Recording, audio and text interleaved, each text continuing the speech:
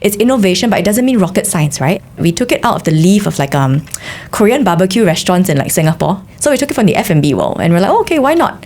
This kind of makes sense, right? We maybe just need to tweak it a little bit for our case, but seems sensible. BFM 89.9, good morning and welcome to Open for Business, the show that dives into the journeys and ventures of entrepreneurs and business leaders. This morning on the show, Dione Song, the CEO of fashion brand Love Bonito. Starting out as a humble blog shop selling second-hand clothes back in 2005, today the Singapore-based fashion brand Love Bonito calls itself the largest vertically integrated omni-channel women's fashion brand in the region. The direct-to-consumer brand was created in 2010 officially, with a commitment to accessible and thoughtful designs specifically tailored to the Asian female demographic, and is now present in multiple countries and exports to over 20 countries. In Malaysia, the firm now has 6 outlets, having unveiled their 6th and newest edition, the flagship store at the Exchange TRX last year. Today on Open for Business, we speak to Dione Song, the CEO of Love Bonito, on the journey this e-commerce and fashion brand has been on, the challenges of growing this fashion brand, and what their ambitions ahead look like. Dione, welcome to the show. Very nice to meet you, Roshan, and thank you for having me on board. It's a pleasure, and I think we're going to have an interesting conversation here. Before I got the email pitch, I was quite ignorant, I would say. I didn't know what Love Bonito was. I surveyed the office and all the women were like, yeah, you should interview them. They're a big company. I was like, okay, cool, let's settle this. And in my research, it was quite an interesting journey that took me on. This company is almost 20 years old, if we're talking about from the inception date, but formally incorporated in 2010. And the co-founders, Rachel Lim, Viola Tan, and Velda Tan, started this wanting to create this fashion line specifically tailored to Asian women that was also affordable and accessible. Today, present in multiple countries, exporting to 20 countries, over 20 countries. Give us a sense for what the product mix and the brand positioning is for Love Bonito today. Well, first of all, it was good to know that, I guess if you didn't know about the brand, it's okay. I think good to know our marketing got the targeting and our target audience pretty accurate. Yes. So that's a good thing.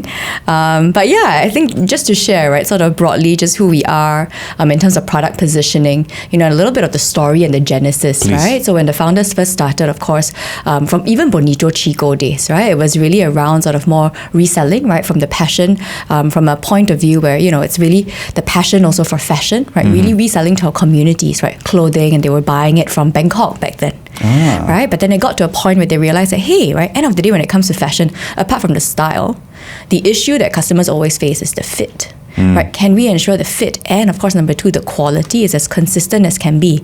And it's very hard to do when you're just reselling because you don't control any of that, right? That was actually how Love Bonito then got born, right? Because to actually do that, they realized, okay, we have to create something, right? So although we're not designers from training, let's roll out our sleeves, let's really try and really create a brand just from scratch, so that we can have a very consistent, right, supply chain, production, right, design, aesthetic, sizing, right, and fitting. So that was really the birth, right, officially, of Love Bonito in 2010. But what we realized as well when really first starting out the brand was that, hey, I think we really want to create also fashion where we can almost democratize it, right? Why does good fashion also have to burn a hole in a pocket? No, right? I think women can get quality clothing. It shouldn't really have to be at designer prices, right? It can be affordable. And it doesn't mean that affordable fashion means wear and throw fashion. Affordable fashion can have mileage, right? Can last, can have quality, right? Gives you good value for money, and can actually last many, many, many years, right? I mean, the jeans and the denims I've worn for Love Bonito, I've worn it, right, for the last over 5 years, right? Still wearing the same ones. I can wear and, really wash them, throw it in the dryer, right? It's okay. I think so that's really the genesis of what we do, right? And number 2 as well, in terms of just product positioning, right? Also realizing that, hey, back then as well, and this was in 2010 too, right? We look at a lot of brands coming into Asia, Singapore, Malaysia, Indonesia, all of that. You see so many international fashion brands, right? But then they're not really catering to the region, right? Back then as well, it was really around even just basics like proportions, sizing, right? Proportions, the length, right? The height. It was really catered to a Caucasian audience, right? Which means that it's really off. and women then have to do other things, have to compromise. You have to spend money to tailor, right? To tuck up your pants, right? But why, right? Shouldn't there be a brand that's really catered to the Asian female community where we don't have to spend extra money, right? Doing all of that tailoring. That's really one. What also really inspired the birth of Love Bonito was also because we saw that a lot of the international brands coming in, they're still following pretty much a lot of the fall-winter seasons. We were getting layers, right? And over Southeast Asia, we of course know how hot, not relevant how to us. humid. Yeah, not at all. We don't need the layers. You don't need the coats. You don't need the trench coats. All of that. You don't need all of that. And why do we have all of that, right? Shouldn't we have more spring, summer, right? Shouldn't we have more breathable fabric as well? So that was really why, right? Can we make also fashion that's really more centered and geared towards the communities that we want to serve? But really also, I think number 3, it was really around beyond even the product, right? More around the brand. And we started doing this even from day one, right? And the last couple of years, we've really honed in on this. How do we ensure also, right, that we are proud of who we are in terms of representation, right? Really choosing, okay, maybe it's Asian models on the catalog that we choose to have, right? Diverse set of Asian faces also in our social media, in our content, in our collaterals. And actually back in the day, funny, right? I think it's a funny thing that maybe even customers here were not used to it. So when we first started using, and we were sticking to our guns, really using Asian models, right? Southeast Asian models, faces, right? Showing the diversity as well. We even had customers write in, and asking, hey, how come you don't use models from the West, right? That we see all these other brands using. And we were like, oh, but why, right? Don't you want to see someone who looks like you? Today is a thing, right? I think today as Asians as well, I think we're proud and we want to see people who look like us. But if we think back 5-10 years ago, maybe not, right? I think even then we're not ready. But we really wanted to just see that thought and be like, hey, right, I think there's nothing wrong, right? We should embrace ourselves. We're unique, we're different. And let's also be proud of who we are, our culture, our heritage, right? Even how we look, right? And really showcase the diversity of the Asian community. So, Dione, in 2017, you became Love Bonito's first C-suite hire. Before that, you had senior roles with Zalora, then Sephora. At Love Bonito, you've gone from Chief Commercial Officer to Chief Operating Officer, and now you're the CEO. That was in 2021. Now, a key challenge I see, or a key change when a non-founder takes the top spot, is when founders are still around, there can be a certain dynamic in terms of who directs leadership, who directs vision. And stepping out of the shadow of the founders can also be difficult. What is your relationship been like with the co-founders and since becoming CEO in April 2021? Yeah, I think it's been it's been a while, right? Yeah. And I mean, I would say maybe just first to start off everything, things like trust take time to build, right? And I think I've been around also now for a while, right? So I think that's really sort of like a key tenet for everything, right? So when I first started back then, Rachel and Viola were still on board, right? With Love Bonito, right? And back then as well, I think what even actually drew me to the opportunity, right? So I think before even I joined, actually, I had a lot of conversations with Rachel, right? I think as most of the listeners also would know. But I've had a lot of conversations because I also was a little bit skeptical, right? And I asked, hey, why do you all want to hire someone, right? I think that there's 2 of you, right? I think you've grown also the brand very meaningfully and it's doing well, right? Why do you need someone, and just really wanted to understand sort of the needs, right? And the gaps. And then also just to understand the readiness, right? Because I think it's one thing to say, hey, you want to bring on someone, right? And maybe someone senior or you want to bring on help, right? But I guess when it comes to it, whether you're also open to help is a different thing.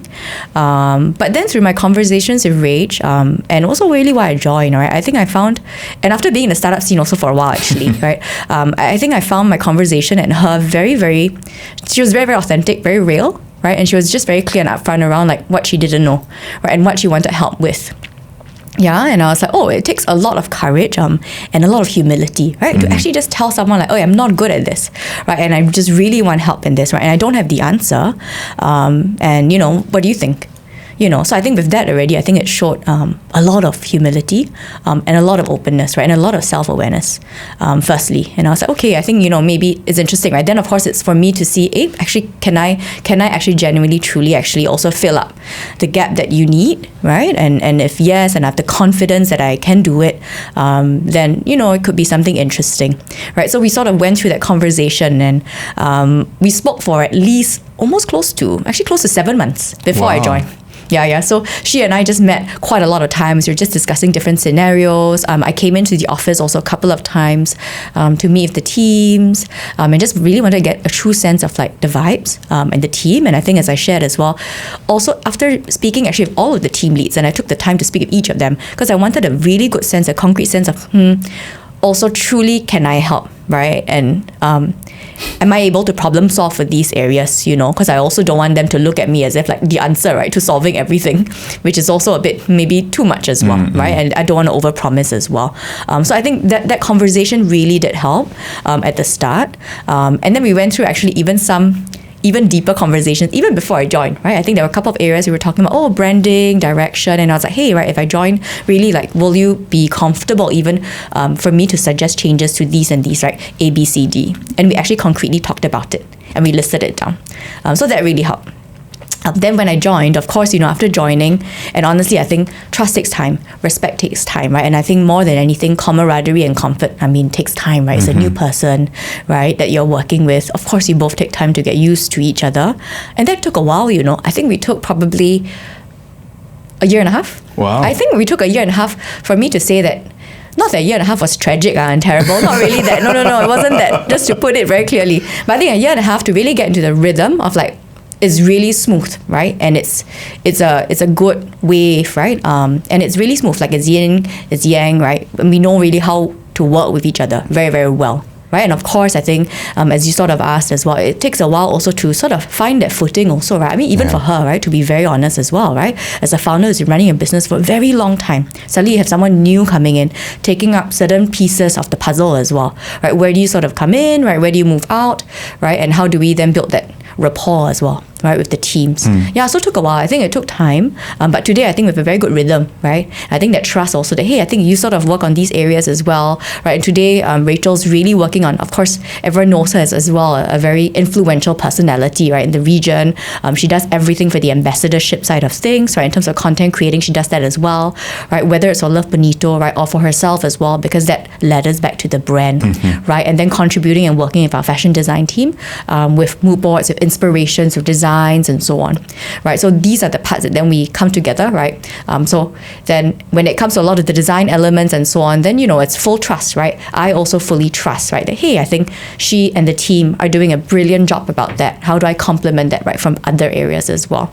Right, and then pretty much all the other areas then I work with today we'll have an expanded leadership team, right? So of course there's a great team also alongside me, and I work with the rest of them, right, to build all these other areas up. Today, you've been around for 6 years now. In that time, there's been quite a lot of forward momentum, or at least a difference in the strategy. As I mentioned earlier, there's been a big change into the hybrid situation or the omni-channel approach, because not typically, but before this, very e-commerce based here. And a lot of this is illustrated, I guess, by the outlets. So TRX, the flagship store, that kind of really illustrates this as well. Talk to us about why this particular strategy and focus. Yeah, so this is an interesting one. I think back then as well, and I still recall this, right? I think that this was when I was sort of first starting out as well. We were purely, as you shared, right? Mainly predominantly online, e-commerce. And actually that's a very unique part of also Love Bonito's journey, right? Because versus all other brands, we're actually digital first, right? Since day one. Which I think is a great thing, right? I think also testament, of course, to what the founders have built, right? But also their backgrounds also as also KOLs in their own right? Of course, on Instagram, on the different social media platforms, that really made sense, right? I think for us, as we scaled, I think when we think about it, right, although even 6-7 years ago, the tech e-commerce was such a buzz, right? And everyone's like, wow, right? Tech e-commerce, let's all talk about this. But if we take a step back, right, although the e-commerce CAGRs were so high, right, the entire retail market is still predominantly was and still actually is today predominantly still offline, right, and brick and mortar. If we break that down even further, actually, when we think about fashion and clothing, it kind of makes sense, right? Sometimes we throw logic out the window when we want to catch trends. Right? When we think about fashion and clothing, it's like, it kind of makes sense for women's fashion, if it's also maybe more form-fitting type tailored clothing as well. End of the day, you probably want to try, right? You probably want to try it to know how it fits, right? A lot of times it's not even just the sizing and what the sizing AI can tell you. It's also even fabric, right? If it's stretchier, if it's tighter, it fits a little bit differently, And I think for this specific category category that we're in, which is more fashion and clothing, it really makes sense actually to have some sort of an offline presence, right, for customers to come in. And especially, of course, in Southeast Asia specifically, if we think markets like Singapore, Malaysia, right, the Philippines, right, Indonesia, all of that. Actually, the concept of a malling culture is very, very big, right? I mean, the malls here in KL, super crowded, right? I was just there, then we were going to our stores at Mid Valley and all, like, it's packed to the brim, right? It's so crowded. People clearly go to the malls, right, to socialize, to hang out, to eat, to dine, and then to shop. Avoid the heat. Yeah, so yes, precisely. It's all these factors. So when we think about then in Southeast Asia context, it actually makes sense. It's like almost a no-brainer. Yes, you have to have some sort of element, right? It doesn't mean we're pivoting all the way, but you want some semblance of that because it makes sense for the market, right? So that was really sort of more the tenet, right, around, okay, why did we choose to expand? And then to have an omni-channel approach. And it's really not so much about choosing one channel over the other, right? Whether it's online versus offline. And today, I think arguably even social, right? Social chat apps are considered other forms of channel, right? But it's not really channel versus channel. I think it's really honestly end of the day around going to where your customer is, right? For who you are as a brand and what you are as a category, right? So for who we are as a brand, and what we are as a category, we know that, okay, right, consumers would shop, right? It's a mixture. Sometimes maybe they browse online, right? They look for stuff and then maybe, okay, they want to go and check it out in a store, right? Try it on. Or maybe their office, right, is close to Mid Valley, right? They want to go there during a lunch break to buy a certain something and we want to give them that convenience and they can go in, try out the sizing, right? And then buy. And that's sort of that journey, right? So for us, it's really more of that drove the omni-channel journey. I think what was very important for us actually going into this, right, which we were very, very intentional, right? Maybe we invested quite a bit of time as well into this was the beauty of offline was that online actually first and going digital first was that over the years, right, while every retailer is just collecting receipts, we were collecting data. Right, from day one, actually, which is also why we kind of navigated the pandemic well, right? Because while stores were closed, we're able to actually capture all of the context, right? We have a community, right, with them on social, on Instagram, of course, with all of our community. We have their emails, right, from e-commerce. We're always able to communicate with our customers, right? But many other retailers were actually just collecting receipts, right? And their data and understanding of the customers is sort of a black box, right? You only see sales, you see nothing beyond that, right? And you just see transactions. So for us then when we went offline, it was almost very intentional of, okay, it's important to go offline, but how can we go while still ensuring we can build a profile, right, and still connect with our customers, which is why we wanted to enter. And this was, 6 years ago. We took time to build a loyalty program, right? We built time to build an onboarding flow, such that you would always create a membership and then you shop. So today, 90% of our customers that transact with us offline are also actually can be identified, which is actually great because we incentivize them. So you come in, we'll greet you, right? Hi, Roshan, right? Maybe you're not the target audience, but we will still greet you, right? And be like, hey, do you want to sign up for a loyalty program? Right? Sign up first, we get your email, and then we incentivize them, right? We give you perks, right? Let's say for your birthday, as you tier up from a bronze to a silver to a gold member, and you get benefits, right? So for example, in our TRX or actually all other stores, if you're a gold member, you can cut the line. Right? And we're always all impatient, right? If you can cut the line, jump the queue, that's a great perk. It's a great value add for sure. It's a great perk. So all these little thoughtful perks that we try to incentivize people so that they would actually create an account with us. So that's sort of our approach to omni-channel, right? And how we see also the importance of it. You made a point to mention that, it really depends on, I guess, what the brand is looking for, right? In terms of what is your balance. Where do you see the balance for the offline to online for Love Bonito? It's really for us actually in terms of right now contribution to the business is all. It's actually half. Okay. Right. I think we actually seldom hear of brands that actually have a pretty good footing for both. And I think this part is really quite important both ways. And everything has to be omni in that sense, right? Because for us, then it led us down to everything like inventory management is omni-channel, right? How teams are optimizing and working is also omni-channel. So i.e., example, our retail ambassadors in the stores, right? They're also incentivized, right, to perhaps reach out to customers to get a sign up, for example, right? And they will get an incentive as well for that, right? So we think about the whole omni-channel component, right? And during the pandemic, it really served us well because we were able to quickly navigate, right? Also and adjusted inventory, reallocated it from our stores, right, to online, right, to shift. And then actually, the moment we got out of the pandemic, if you recall, there was a whole revenge shopping also offline, right? We're able to then move also very quickly, right, to move everything into our stores as well. So for us, it's actually quite important both ways.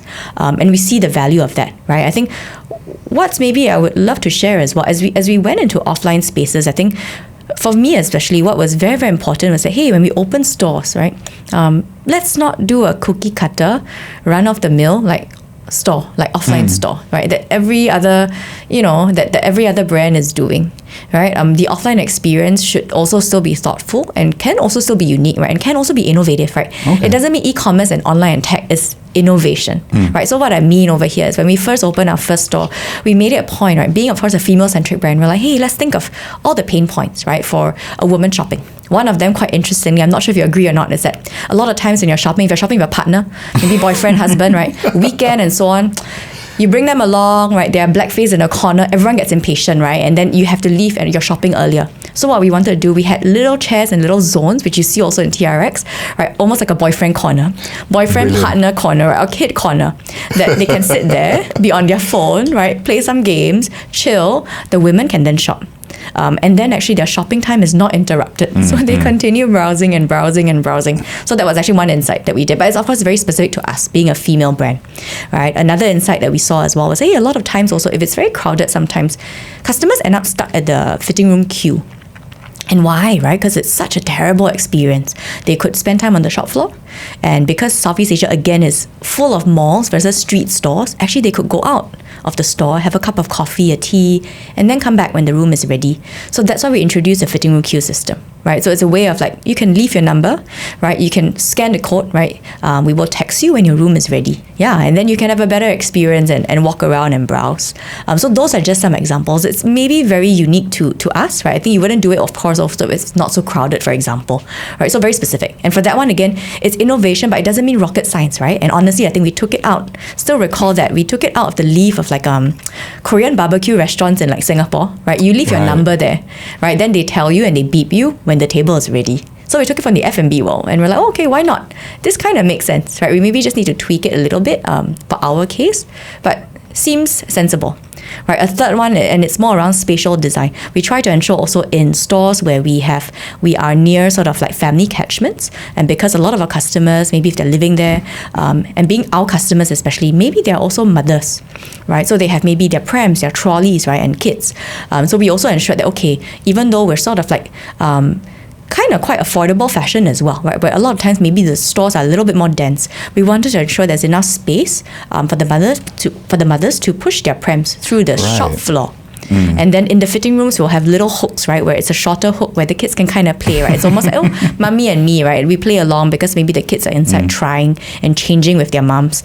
So those are just little bits. But again, that's why it's just very tailored and just very considered towards who we are as a brand, right? And these are little leaves of innovation. Yeah, and I guess the data-centric and the tech-first approach that Love Bonito took allowed this to happen as well. Dione, earlier we talked a bit about the origin story, but of course, this focus on the omni-channel, and that right now is about 50-50 in terms of the offline to online, in terms of the components of the business. As reported by Tech in Asia, revenue across markets in 2021 was just under $33 million US dollars. This was obviously a few years back, but at that point, you were seeing a 41% year-on-year growth. What can you tell us today about where the company is in terms of revenue and growth? Yeah, we've been actually sort of consistently growing, right? Thereabouts at 30 to 40%, right, in the last couple of years. So I would say pretty consistent growth trends, and a lot of it also anchored two prongs, right? I think one, we talked about omni-channel for sure. I think part of it, right? The e-commerce growth, of course, opening stores, right? Today we have 20 stores across the region. The other part of it then really anchored through our geographical expansion, right? So back then we were predominantly heavy Singapore, right? Of course, we've been expanding into Southeast Asia, Malaysia, Indonesia, right? Been the markets we've been longest in as well, right? Since then. And then as well, newer markets actually outside Southeast Asia, right? Second one is Hong Kong, right? And I think reason for that entry into Hong Kong was really around like, oh, can we identify also look-alike markets that sort of are similar to Singapore, right? And I think that's actually an important point, right, around growth, because it's around like how do you identify sustainable growth, right? That isn't sort of high burn. And a lot of times people talk about product market fit, right? But I think in this case, it's really like even market to product fit, right? Because if you have to diversify and customize your product to every single market you want to enter, what does it mean? It means like super high cost, right? It means high cost. You need a lot of people, and actually it's a lot of added operational complexity because it's just tough, right? So for us, it was around also identifying, okay, right, Hong Kong being very similar to Singapore in a sense, right? Very dense, right? Similar sort of like gaps, similar needs as well, right? We don't have to really change, right, and tweak everything for the market, right? So that was really sort of like one area as well. Two as well, in terms of even geographical expansion, right? We started sort of thinking through as well. Hey, right, I think when we think about what we're trying to solve, right, really having very, very thoughtful fashion, right, and our mission as well to empower women, right, in the Asian female community. Actually, there's a huge population also outside Asia, right, that actually, ironically, right, because they're outside, actually, competition is also low, right, and no one's really catering to them. Right, and there's a huge Asian diaspora market. And we first started actually seeing signals of this because we saw organic orders coming first from Australia. Interesting. Yeah, and we're like, oh, that kind of makes sense, right? Like Melbourne, Sydney, huge Asian population, right? And actually fashion there, if you go there, everything is long, it's huge, right? You have to tailor everything. And it becomes very expensive, right? And of course, fashion also generally is actually pretty expensive as well. So if you add that on top of tailoring, right, for the Asian woman, it's like insane, you know? And then, yes, we started looking into the US and we're like, yeah, that kind of makes sense also, right? So the third key region for us, or cluster we like to call it, is really how do we reach out to the Asian woman outside Asia, right? I reach out to her in a very, very thoughtful manner as well, right? Because she is totally being underserved by the competitive set, right, of brands over there. I would presume that Singapore is still the biggest market today? Singapore is the largest market, followed by Hong Kong for us, right? And then Southeast Asia as a total is thereabouts, right, close to a quarter of our business. Oh, that's really interesting that Hong Kong has taken that second spot, because I think in 2021 it was Indonesia, then Malaysia. So some changes in terms of your international expansion have really been realized here. Yeah, but we're a pretty sizable business in the region, right? And in Singapore alone, for example, and this is based on Euromonitor numbers as well, right? We're thereabouts the fourth largest women's wear brand in the market as well, right? Overall, to just give you a sense overall, and it's just behind. Not going to name them, but the typical international fashion brands, right, that you hear about. So just behind them, right? And honestly, I think that's where also for us, if we look forward, the potential and the opportunity is huge, right? I think for us, and we're really quite confident and excited about this, because if you look at our website, our stores, actually our assortment versus a lot of the international brands, it's also actually a lot leaner, right? So with a lot lesser types of looks, right, and styles and actually categories, to still be able to command this size of volume, right, and scale and growth. I think it's pretty decent, right, which gives us a good sense of, okay, there's still a lot more opportunity, right, and a lot more headroom for the future as well. The US looks to be a key market. Hong Kong is a big market for you now. How material are all these, the international markets beyond Southeast Asia, going to be in the growth story going forward? Definitely important, right? And I think it's really around sort of like the clusters that we talked about, right, a little bit earlier, right? I think Singapore, Hong Kong, we sort of see it, right, in sort of that sort of similar cluster, right, of like, these are countries in Asia, but they're more cities, right? They're also smaller. It's a bit different, right? It's really more cities. It's a bit different. It's more dense, very tightly populated as well. So the entry and omni-channel is actually quite different, which is also why we expanded more, right? Because it's dense and, it's fast, right? Also to commute in that sense, right? And not so scattered and sparse. And then, of course, for us in the US, it's definitely a key market that we're looking into. And for us, it's really around how do we reach out, right, to the market. But if we think about this, right, US is a huge country, right? Of course, it's a huge place. So the entry is very different. And we know that we want to reach out to the Asian women, right, in the US. So it has to be a lot more targeted. So today, for example, we do a lot of partnerships. We do partnerships with Asian communities over there to work together, right? And maybe we want to combine also the mission, right? So example, we will do a lot of like maybe work type panels, right? Oh, how do you get ahead, right? Or maybe, okay, right, how do you get through even, right? Let's say discrimination, right, in the workforce. Let's talk about that. Let's have an authentic, candid conversation, right? So this is where we partner with partners, right? Maybe corporate partners as well. We bring on women, right, who have been in the industry, right? who share then really good sound bites and tidbits. Then we bring on also even the sort of like fashion, styling and fun element as well, right? But I think these are the real conversations. So for the US, it's more of the entry. It's very, very specific and tailored, right? We're not going to do a big out of home everywhere, but very tailored. We want to speak to the right communities, have the right events, and then start that important conversation that we feel then is really meaningful. Also around, things that we talked about just now, representation, right? For example. Yeah. So I think these are the narratives and the conversations. Yeah. Speaking of narratives, one of the key narratives over the last few years, at least in the last 1.5 years, has been the rising cost of capital, which has made profitability ever more important as a conversation topic. Yes, everyone's favorite topic. I'm sure that's something you've been asked multiple times. So given that last I've read, company wasn't profitable just yet, where does hitting consistent profitability rank in terms of the priorities for you and for Love Bonito today? The path to profitability 100% is important. Right? I think for us, honestly, has always been important.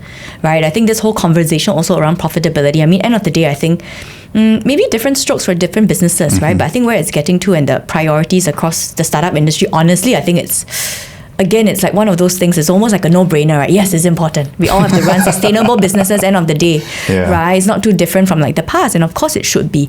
So definitely, of course, top priority, right? But for us, it's important also, and that even in our core mature markets, actually we are profitable, right? So our core mature markets that we've been around for a while, we are profitable, right? And that's the important signal for us, right? Then of course, newer markets, we're investing in it, right? It's still growing. It's a bit of an early day, but yeah. So I think when we shared around the cluster, even I think as the organization and the company also scales across different stages, right? We try to ensure, okay, we're identifying also more economies of scale, right? Where are that better synergies as well. What we talked about just now, right? Like even that whole market to product fit, right? Versus that product to market fit, like everywhere. That part's also important as well to identify lookalikes, right? So that it's a similar strategy that you adopt, right? Or maybe even a similar team, right? That then sort of, tackles different areas as well, right? I think these are the parts also that we've been actually a lot of doing the shape shifting, right? Actually over the last 2 years.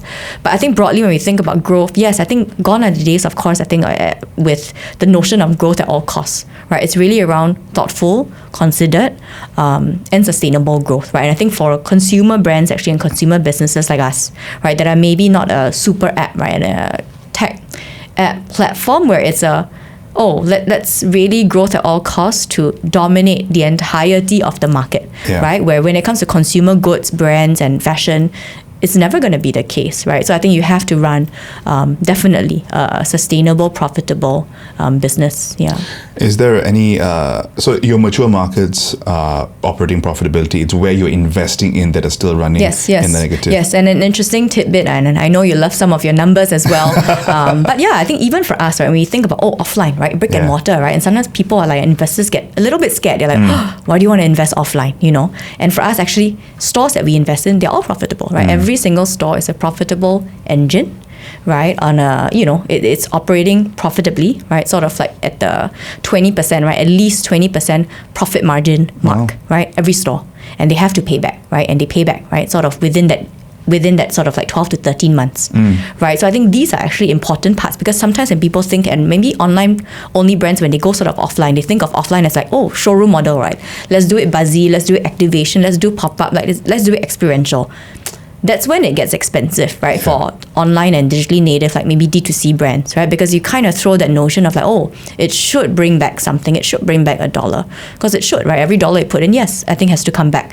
So for us, then we ensure that, okay, as we think about offline, it's not just for vanity, right? It's really not just a woo-woo, fluffy, experiential zone, right? It has to offer, of course, some community elements. It will bring something different, but it has to still work, right? It has to still be profitable as well. Yeah, so I think that's sort of our thesis, and why, at least for us, that whole omni-channel expansion still works, right? And makes sense for us as a business. Last question before we wrap up. fashion is an always evolving situation, it's always an evolving scene. What key trends are you and the company paying attention to that you think are things that will change the fashion industry, things that you can leverage on to continue growth? Anything that you're keeping an eye on? Definitely. I think that there's so many, right? Maybe just a couple, right? I think one also even through the pandemic as well, and then now we see that sustained change is sort of the blurring also between occasions, right? Between like, hey, what do I have to dress for work, for example, right, versus casual. I think that whole line has really blurred, right? I think what people wear to the office has changed a lot, right? If we think over the last 3 years, so that's sort of one, right? And two, also when it comes to even now, right? I think economy wise, sometimes I think sentiments, of course, can still be a bit bearish, right? Where people are still holding on maybe to their purse strings a little bit. Sentiments are maybe not also the best, right, everywhere. Where I think talks, of course, right, recession, right, and so on. Of course, right. I think that's something that we hear and we see quite a bit. So with those two, actually, what's very important when it comes to trends and also what defines really our design DNA and clothing is, end of the day, consumers will still buy something, right? But they are looking to invest that dollar wisely, right? Meaning that if I'm buying clothes, I want versatility, right? If I can wear it for multiple occasions, right? And I have also, number one, versatility. Number two, if I have mileage and I can wear it, right? And it lasts me for many, many years, right? I'm going to think about that because that's, to me, value, right? And it's value for money. And it reduces the overall cost per wear, right, in my mind as well as I'm calculating. But if I look at something and I'm like, oh, I can only probably wear it once and then I may never wear it again, you're probably going to think twice and you're probably not going to buy it now, right? I think that's that consumer sort of behavior that has really shifted. So for us, then it really boils back and we realize that, hey, I think actually this is great for who we are as a brand because we've always been around thoughtfulness. We've always been around versatility. So let's even go deeper into that, right? Let's really offer customers all of that. So one example, for example, even now when we think about tops, dresses, all of that, we ensure that, okay, certain tops, dresses even have things like adjustable top straps, right? So for women, if you maybe also put on a little bit of weight or your weight fluctuates or you feel maybe more bloated time of the month, right? Which is very common as well.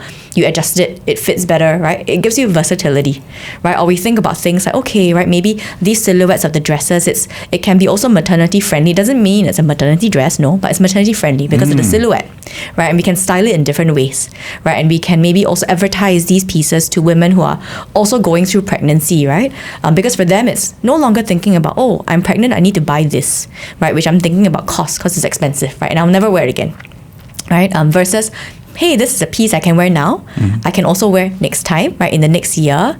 Then that's good value for money, right? So we think about all these components in this sense. And I think that's sort of like that big trend, right, that we see things changing, yeah. Dione, it's been an absolute pleasure speaking with you. I appreciate your time. Thank you so much. Thank you, Roshan.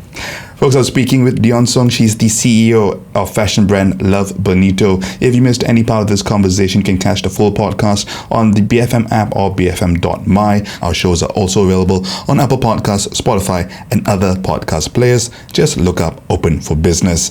I'm Roshan Karnasan. Up next, we've got Resource Center. So keep it here to BFM 89.9, the business station.